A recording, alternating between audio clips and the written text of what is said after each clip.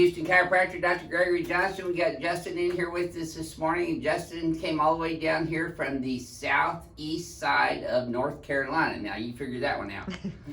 Southeast side of North Carolina, and he has been suffering with lower back pain and left sacroiliac joint pain that radiates down into his left leg and down into his foot, with numbness and tingling down into the bottom of the foot and the side of the foot.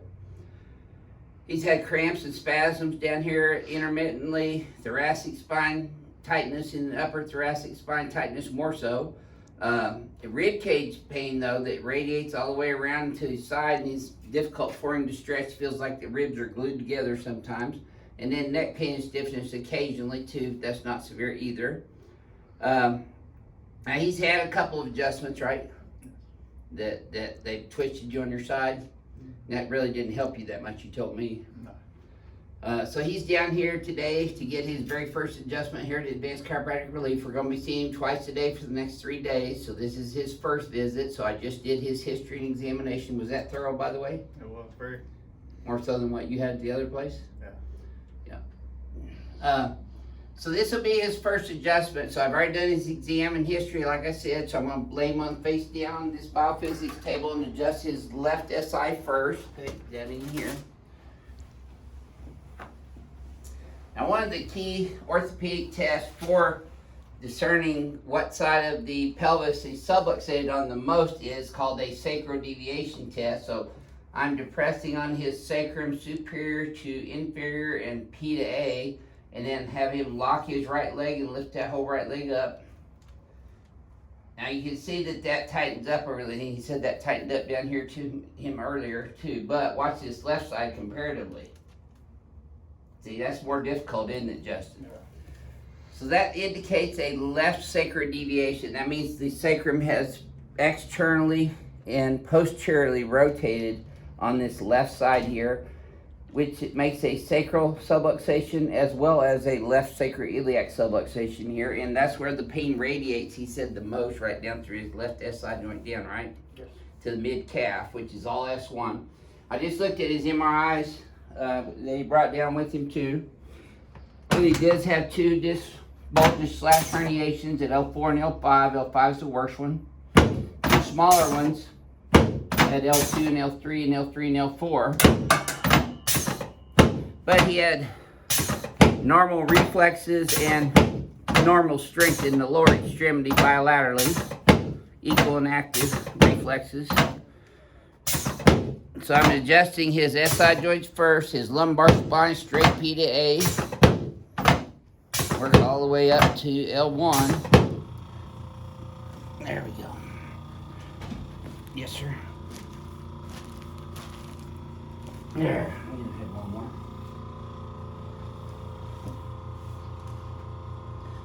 Left leg's still a tad short. It was a half inch short when I started.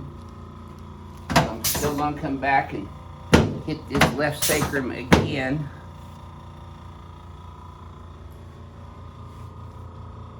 That's better.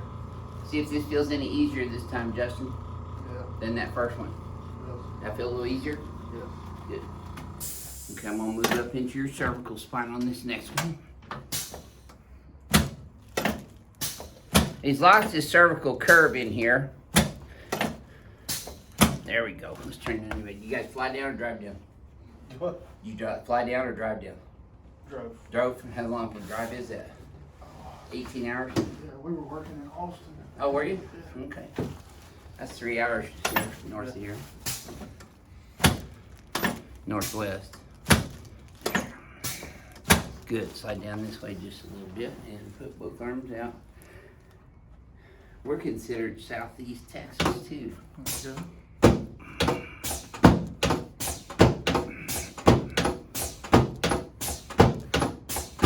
Have y'all stayed in Austin any length of time? Well, You know what we were Austin's- actually in Cedar Park. Oh, that's which North was- Austin. Yeah. Yeah. Let this go.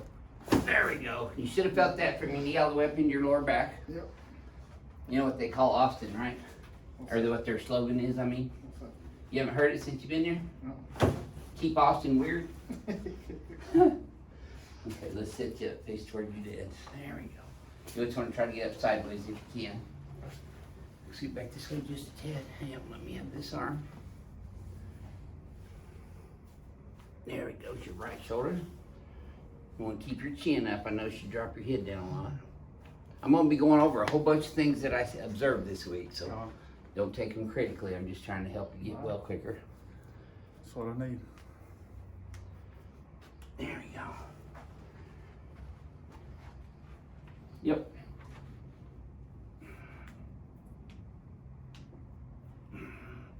Good, okay, let's come over on this table next to Justin. No, you're fine, you got a front row seat right there, Mark. So on this table, Justin might be laying on your back with your butt right there. Head up this way, please. Slide down this way just a tad. Slide up just a little bit. Now, how many ESIs have you had so far? What's that? Those epidural steroid injections? Just one? Okay, let your legs relax. The table's gonna lift them up. I'm gonna pin both your pelvic bones in with these pins.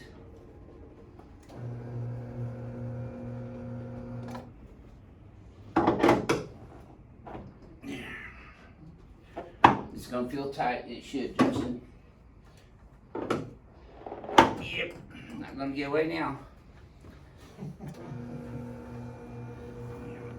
You're gonna keep your teeth together on this one, don't bite your tongue. Breathe through your nose. There it is. Now you should have felt that go all the way down your spine, did you, Justin? Yep. Yep, good, okay. Keep breathing, deep breath. There you go, you're still kicking, you're good. All right, let me have you. Yes, sirree. Moved earth on those. So this is Justin's very first ring dinger. I'm sure he felt that one all the way down. Let me help you up, because I did. I mean, I felt it move all the way down. I'm sure you did. Okay, stand right here. I still moved. I had never felt moved before. Yeah, that's why people come here. Okay, so I'm gonna have you just relax. I'm gonna bounce these muscles with this instrument. This will help relax your paraspinal muscles. That right side's a little tighter. Do you feel that right there? Yeah. Okay, now I'm gonna show you your homework, Justin. Your head's forward and down, so we're gonna pull these shoulders up and back. Back here like that. See how it tightens up that whole trap? Yeah. So your head's way forward, so we come straight back and look at the wall behind you. No, that's the ceiling. The wall's back here. There you go. Okay. There you go. Good. Now, when you bend your head forward and backwards again, tell me if this feels any different to you this time. It's a little smoother. Okay, good. Good. Walk around, tell me how that left SI joint and low back feels right now compared to 7. I still feel a little. What number would that be? 2. Okay, good. You have left little- leg pain right now? A little bit down To mid calf or mid thigh? I'd say back of my knee. Okay, what's that number? 2. Okay. 2. Numbness or tingling down your left leg or foot? Not while standing. Okay. Cramps or spasms anywhere right now? Upper back pain right now? No. Rib cage pain on either side right now? Stretch it for me and see if that feels any different. A little looser? Loose. Good. Neck pain or stiffness? Okay, you're gonna be sore for about 72 hours after your first adjustment, so when you get sore, put crushed ice in a Ziploc freezer baggie directly on the skin for 20 minutes. And when you leave here, before you guys sit down again, go for a 10-minute brisk walk, like a fast walker race. That'll help you hold your adjustments more effectively. We're gonna retrain the neurology out of your cerebellum to relearn how this biomechanical condition is in your spine, because it's constantly adapting to your environment. It's called neuroplasticity. That's the real change that chiropractic's making in neurology, is due to neuroplasticity. So we're gonna put your spine in a different biomechanical configuration, and then we're gonna stimulate the cerebellum to relearn how to hold it there. That's the process. It used to be, the old subluxation model was bone out of place, pinching on a nerve. They know that's not true. Scientifically, that did not pan out. So the real subluxation neurology that's going on in today's chiropractic neurology is the neurophysiological changes that occur as a result of the adjustment, cavitating the joints and getting them to move through their maximum range of motion, and then the body changes accordingly. It readapts to being in place as opposed to this out of place position you've been adapting to for the last 5 months now. And his condition is now considered chronic because it's been going on for 4.5 months, right? 5 months. No trauma or accidents that caused it, just got stiff and sore for a couple of weeks and then started getting worse pain after that, is that right? Gradually So over. how would you describe your very first ring dinger to the crack addicts worldwide on this one today, Justin, and your friends that wanted to see you do your video? It was a shock. Yeah. It really was. That's why I call it ring dinger. I ring the bell every It time. lives up to its name. Yeah, it does. So this is your Houston chiropractor, Dr. Gregory Johnson, coming to you from Advanced Chiropractic Relief in Houston, Texas, where we treat vertebral subluxations Monday through Wednesday. We'll see y'all soon.